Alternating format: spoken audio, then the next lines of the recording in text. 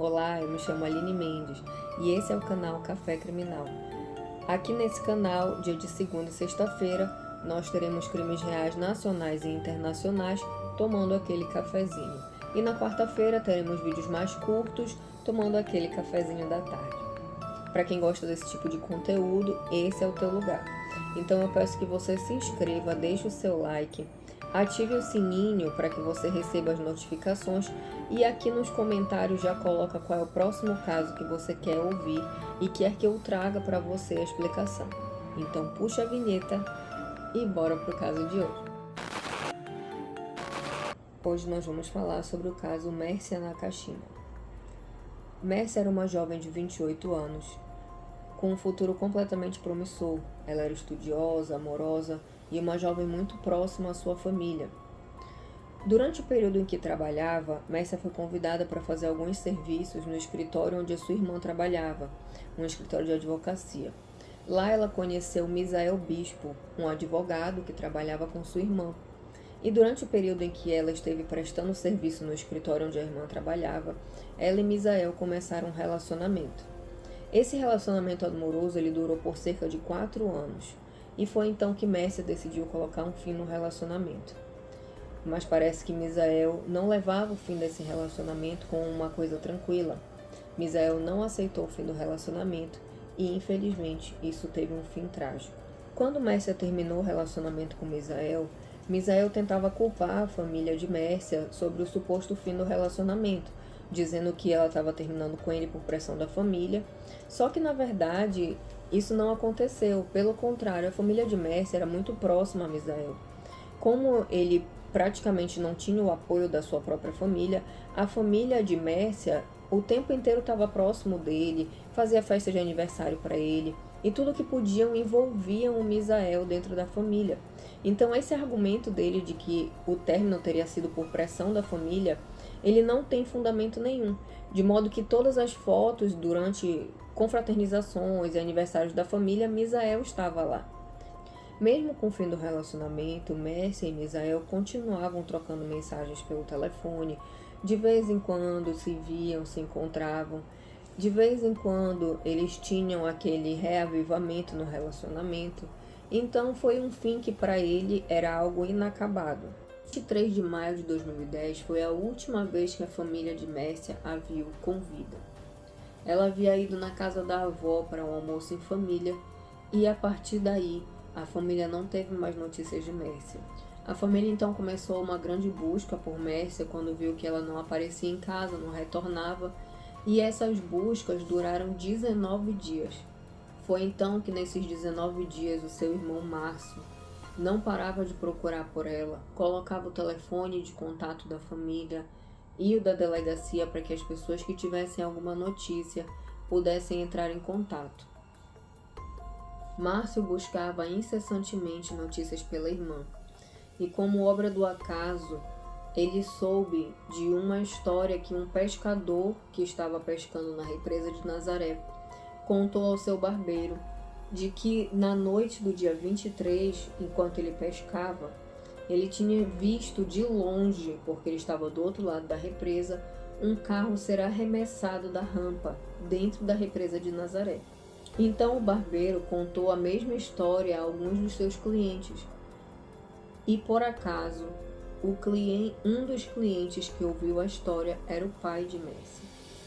O pai de Mércia na hora ligou para Márcio, seu filho, contando tudo que ele tinha ouvido do barbeiro, que um pescador havia visto um carro ser jogado da parte de cima da rampa para dentro da represa de Nazaré Paulista.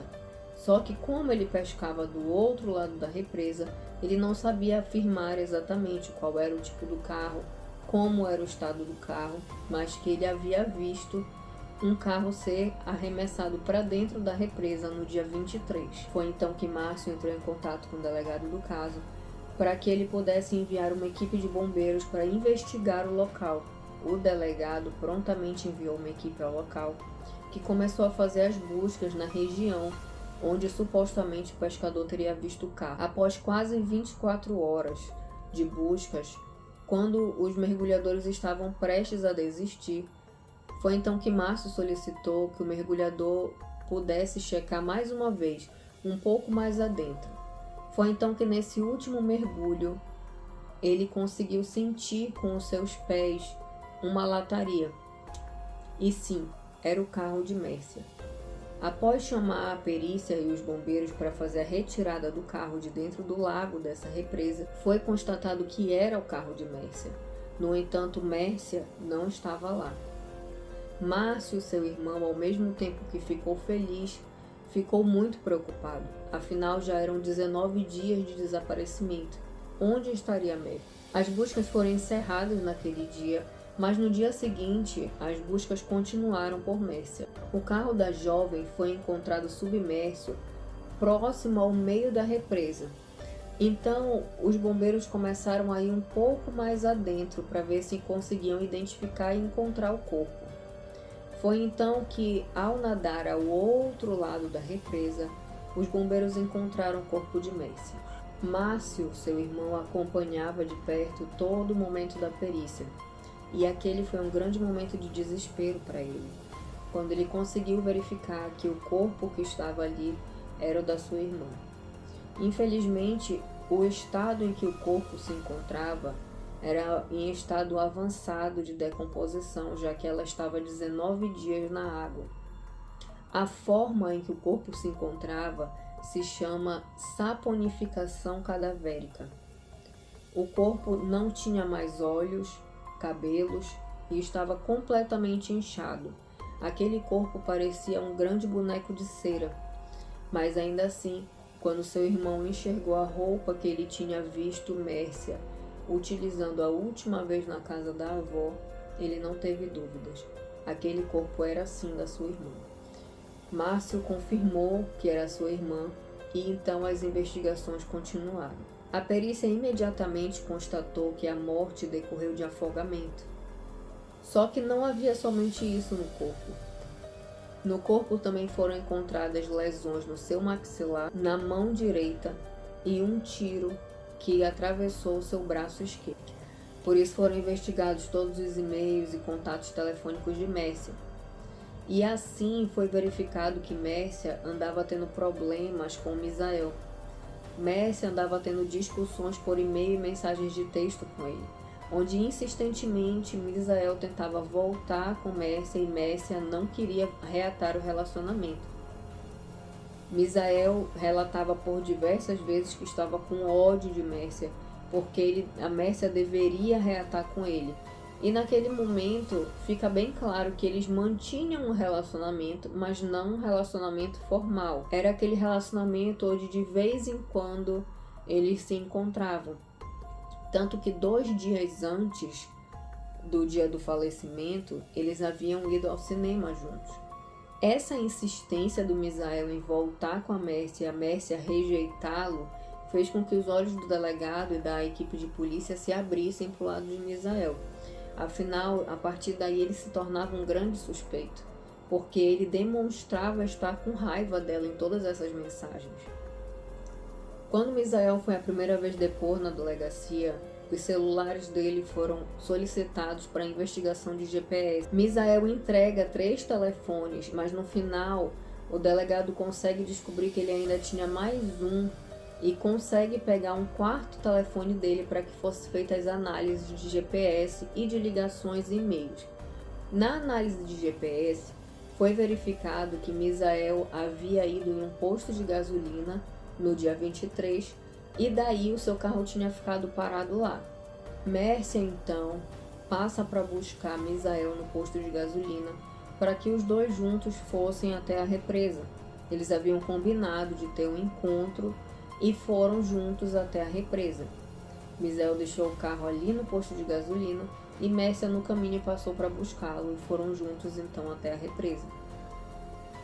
Eles ainda tinham esse relacionamento de vai e volta, mas eles não estavam reatando o namoro porque Mércia não queria. Quando Evandro Bezerra foi chamado para as investigações, Evandro confessou que Misael havia ligado para ele buscar na represa e trazê-lo até o posto de gasolina. Então isso levantou um grande alerta na polícia. Afinal, Misael estava ali no local onde ocorreu o crime, no local onde foi encontrado o corpo de Mércia. Não havia como Misael não estar ligado ao crime. Mesmo sem confessar, durante as investigações, Misael foi levado preso. Quando Evandro descobriu que Misael havia sido preso, ele fugiu para Sergipe, mas logo a equipe da polícia conseguiu detectar onde ele estava e o trouxe para prestar depoimento. Durante Evandro estar prestando esse depoimento, Evandro acaba confessando que soube de todo o crime de Misael e que o ajudou buscando na represa e trazendo de volta ao posto de gasolina, onde então ele pegou o carro dele e pôde voltar para sua casa. Evandro, então, após a confissão e a declaração de cúmplice, ficou preso à disposição para julgamento. Misael, então, foi confrontado diversas vezes pela polícia e em nenhum momento confessou o crime. Pelo contrário, ele sempre dizia que ele tinha um relacionamento com Mércia, que estava extremamente preocupado com ela e que não sabe como aquilo podia ter acontecido com Mércia. Ainda que, sem uma confissão formal, Misael foi condenado a 20 anos de prisão, condenado pelo crime de homicídio triplamente qualificado por motivo torpe e meio cruel.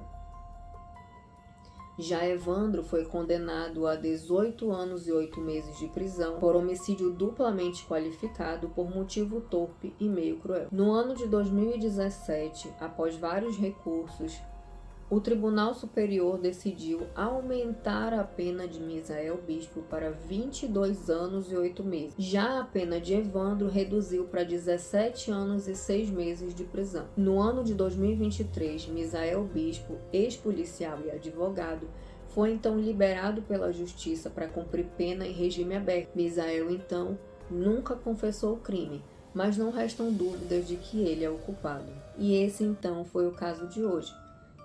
Eu espero que vocês tenham gostado. Deixa aqui para mim nos comentários qual o próximo caso que eu devo trazer para vocês. Não esqueça de deixar o like, se inscrever no canal e ativar o sininho. Até a próxima!